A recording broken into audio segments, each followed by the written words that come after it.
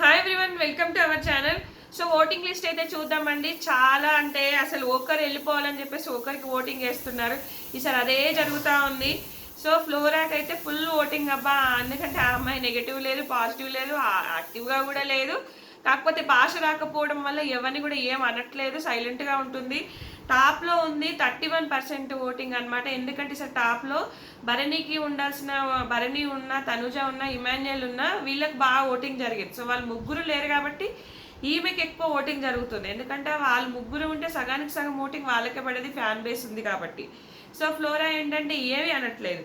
తర్వాత వచ్చేసి రాము రాథోడ్కి 29% ఓటింగ్తో సెకండ్ ప్లేస్లో ఉన్నాడు.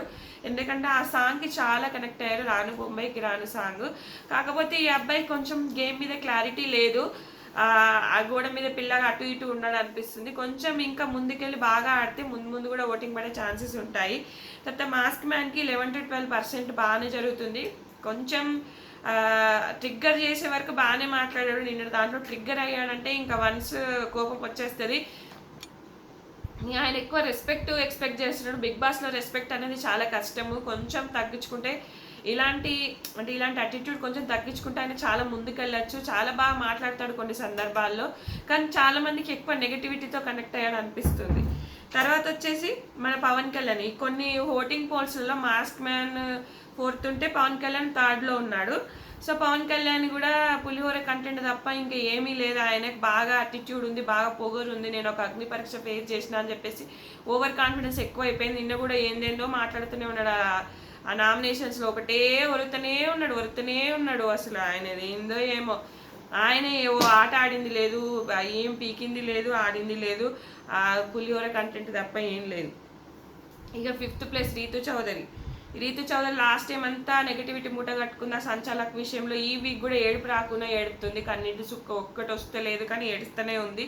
సో ఈ అమ్మాయి 5th ప్లేస్లో ఉంది. ఈ అమ్మాయికి అసలు చాలా ఫాలోవర్స్ ఉన్నారు, కానీ ఈమెకి ఎక్కువ నెగిటివిటీ ఉండడం వల్ల 10% ఓటింగ్తో లాస్ట్ నుంచి సెకండ్ ప్లేస్లో ఉంది. ఈమె కొన్ని వీడియోస్ కూడా బయట వైరల్ అవుతున్నాయి, చెప్పలేము. దానివల్ల కూడా ఆమె వెళ్ళిపోవచ్చు, చెప్పలేము. ఏదైనా బిగ్ బాస్ డెసిషన్ తీసేసుకోవచ్చు.